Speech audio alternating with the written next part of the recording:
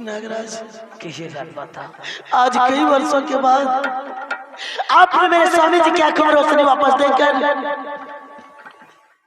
मेरे जीवन को धन्य कर दिया।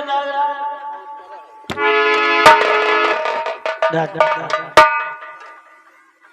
मैंने आपको माता कहा और माँ की जगह बेटे के चरणों में नहीं बल्कि दिल में होती है। बेटा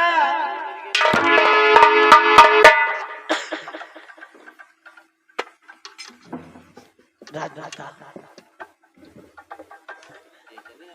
नागराज, अब हम लोग इस मित्र लोग को छोड़कर अपने नाग में वापस जाना चाहते हैं। चलिए नागराज, आपको जाने से कोई नहीं रोक सकता, लेकिन एक विनती है आपसे नागराज। किसी राजमाता, अपने दया दृष्टि बनाए रखना नागराज, अपने दया दृष्टि बनाए रखना। राजमाता, आप जब भी हमें याद करेंगी हम आपके समक्ष प्रकट हो जाएंगे। अब हमें आज्ञा दीजिए राजमाता। और नागरानी, हम लोग चलते हैं।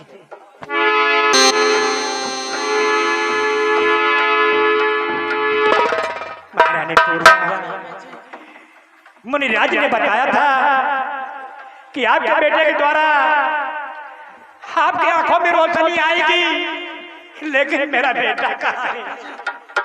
जब इस कबीले ज्वाला सिंह ने मेरे बच्चे को दुनिया से मिटा दिया तो मेरा बेटा मुनिराज की बातें कभी अकड़ते नहीं हो सकती है, और आज सम्राट की आंखों में अगर रोशनी वापस आई है तो कुंवर शिवा के द्वारा ही आई है। राजमाता, मेरा बेटा जीवित है? हाँ राजमाता। कहाँ है मेरा बेटा? राजमाता, मेरे साथ में जो लड़का है उसके माथे पर बने हुए उस त्रिशूल के निशान को पहचानिए। राजमाता, पहचानने का प्रयास कीजिए।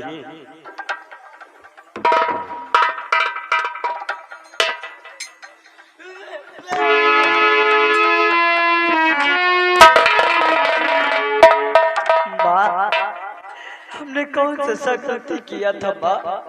मेरा कौन सा ऐसा कसूर था माँ जो अपनी नजरों से और अपने आंचल से वंचित किया माँ? ना मेरे बच्चे, मैं तुझे अपने आंचल से वंचित नहीं किया मेरे लाल।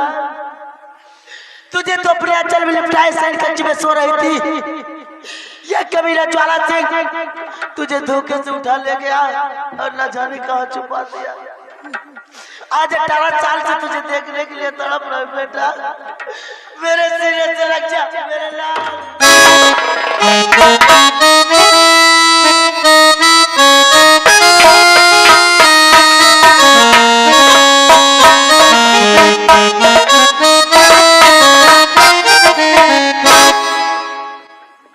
सरदार जी, आपके द्वारा मेरी आंखों में रोशनी आई, आपके द्वारा हमारा बेटा हमें मिला। ऐसा नेक काम करने वाले कौन है आप अपने चेहरे का दीदार कराएं। महाराज, आज अपने कंचनगढ़ राज्य बिहार के मशहूर डाकू तूफान सिंह के चेहरे का दीदार करना चाहते हैं तो देखिए महाराज, क्या आज तूफान के भेष में इस कंचनगढ़ भरे दरबार में आपकी सेनापति रावत सिंह आप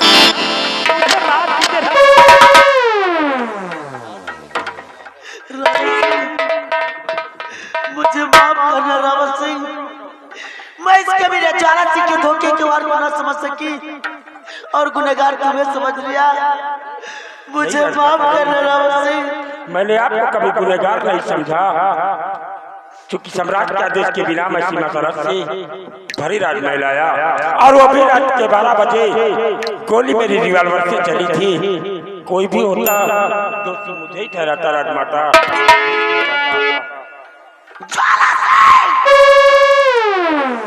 क्या कहता था? किसी में आप नहीं जब पानी फेरे तेरी सोच पर। ज्वाला सिंह तेरा नाम है, काम लेता है बंदूक की नोक पर। आज देख जिस वफादार से नाराज को तूने गद्दार बनाकर माथे पे कलंक लगाया, वही तेरी मौत मारकर तेरे समक्ष खड़ा है। रावत सिंह कहते हैं होनी तो होकर रहे, होनी तो होकर रहे, अनहोनी ना होए, जाको राखे साया, मार सके ना कोई।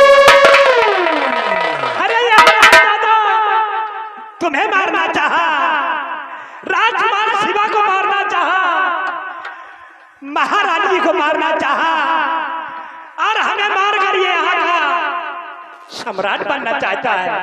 वाह ज्वाला सिंह, खूब मेरे अंधेपन का फायदा उठाया है। हुजूर, मेरी वफादारी में कोई कमी 25 वर्ष गुजर गए, आपके शाही दरबार में मंत्री के पद पर मेरे को तैनात हुए।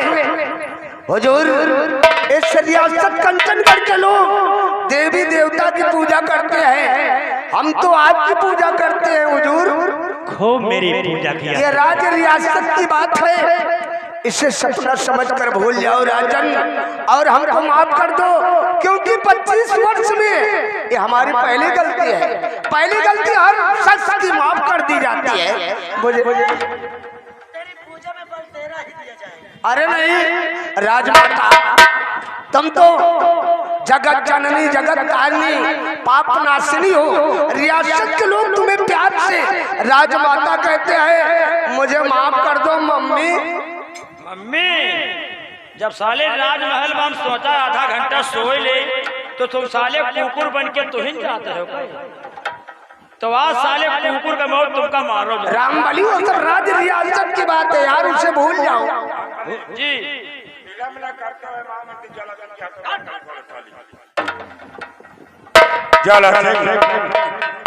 इस कंचनगढ़ राज्य में तूने आतंक फैला रखा था, और तू जानता था कि जमरक के रावत सिंह इस कंचनगढ़ में मौजूद रहेगा। तू सने आकर सम्राट नहीं बन सकता है, और इस रावत सिंह को रास्ते से हटाने के लिए तूने कितना बड़ा चक्रव्यूह रचा कि मुझे कुंवर शिवा और राजमाता का मारने का कलंक का टीका मेरे माथे पर लगा दिया। बड़े भैया, मुझे माफ कर दो। अब मैं ऐसी घटिया सोच कभी नहीं सोच सकता, और इस राज्य रियासत को छोड़कर मैं बहुत दूर कादीपुर चला जाऊंगा, यहाँ अपनी शकल नहीं दिखा। ज्वाला सिंह, मैं तुझे माफ कर दो। जिस राजमाता और सम्राट के लिए रावत सिंह खुद अपने प्राण न्यौछावर कर सकता था, तूने जुर्म उनके ऊपर जो किए हैं, उस जुर्मों के लिए मैं तुझे कैसे माफ? अरे बड़े भैया, वो राज्य रियासत कैसे माफ कर दूंगा?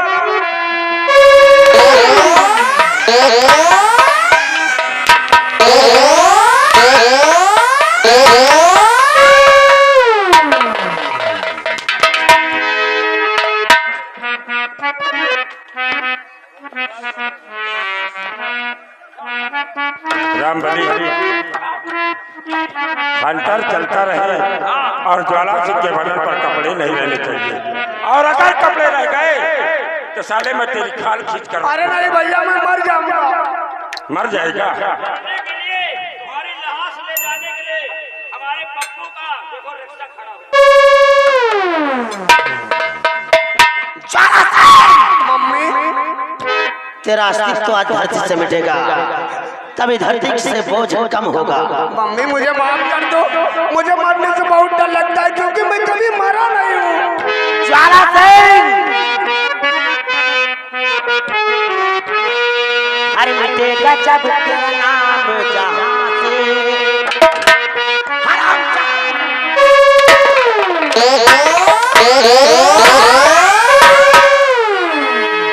अरे मिटेगा जब तेरा नाम जहां से, धरती को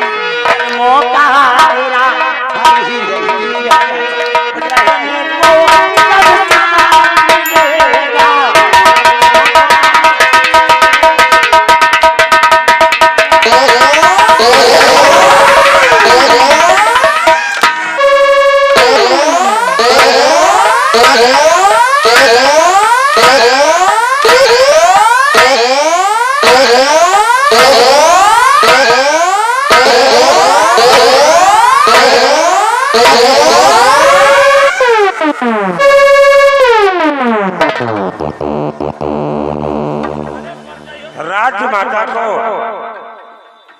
अपनी पटरानी साले बनाना चाहता था, जिसे 25 वर्षों से राजमाता कहता आया है और उन्हें साले अपनी माँ को अपनी रानी बनाना चाहता था। सम्राट को मिटा के क्यों बे रामबलिया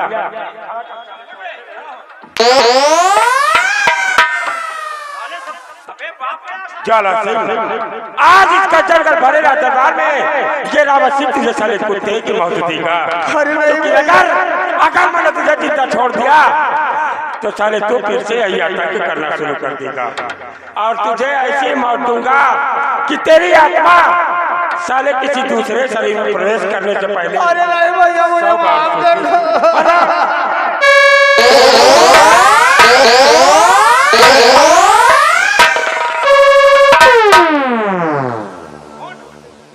मिलने के लिए तैयार होगा ज्वाला सिंह।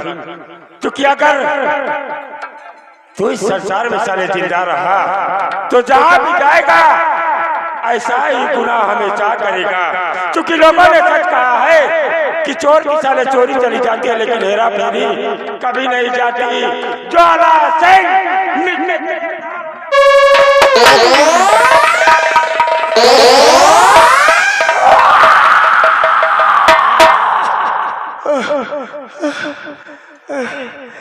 बेटी शिवानी, तुमने आने में बहुत देर कर दी बेटी। सेनापति रावत सिंह की गोली मेरे सीने में दफन हो चुकी है।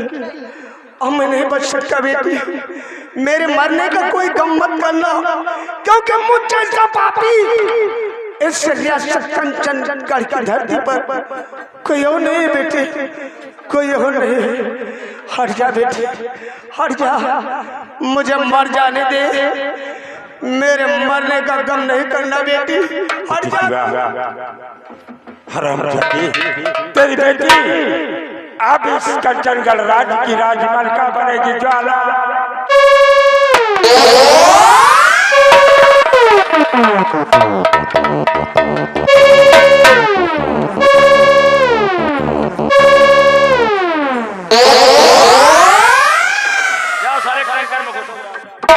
महाराज, आज इस कंचनगढ़ भरेरा दरबार में